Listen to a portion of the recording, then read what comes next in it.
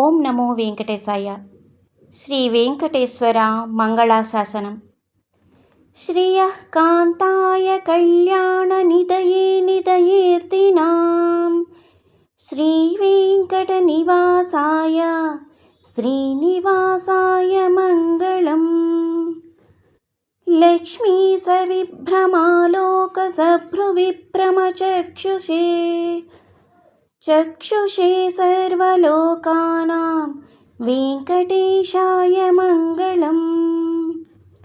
శ్రీ వెంకటాద్రిశృంగాగ్రమంగళాభరణాంగ్రయే మంగళానాం నివాసాయ శ్రీనివాసాయ మంగళం.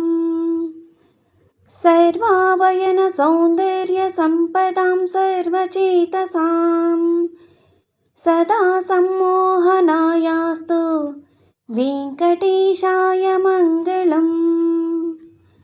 నిత్యాయ నిరవధ్యాయ సత్యానందచిదాత్మనే సర్వాంతరాత్మనే శ్రీమద్వేంకటేశాయ మంగళం.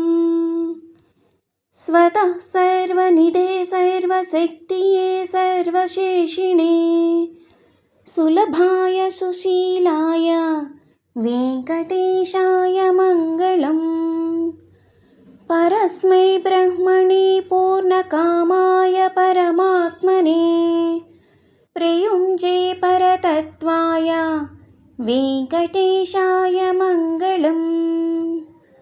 ఆకాశతత్వమశ్రాంతమాత్మనామనుపశ్యతాం అతృప్తామృతరూపాయ వెంకటేశాయ మంగళం. ప్రాయస్వచరణౌ పుంసాం శరణ్యత్యేన పాణినా కృపయా దిశతే శ్రీమద్వేంకటేశాయ మంగళం.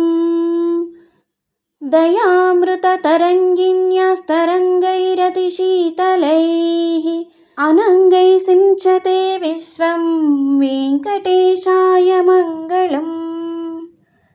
స్రగ్భూషాంబరహేతీనాం సుషమానః మూర్తయే సర్వార్తిశమనాయాస్తు వెంకటేశాయ మంగళం. శ్రీవైకుంఠవిరక్తాయ స్వామి పుష్కరిణీతటే రమయా రమమాణాయ వెంకటేశాయ మంగళం. శ్రీమత్సుందరజామాతృమునిమానసవాసినే సర్వలోకనివాసాయ శ్రీనివాసాయ మంగళం. మంగళాశాసనపరైర్మధాచార్య పురోగమైః సర్వైశ్చ పూర్వైరాచార్యైః సత్కృతాయాస్తు మంగళం. నా వీడియో కనుక మీకు నచ్చినట్లయితే లైక్ చేయండి, షేర్ చేయండి, సబ్స్క్రైబ్ చేయండి, నా ఛానల్ని సపోర్ట్ చేయండి.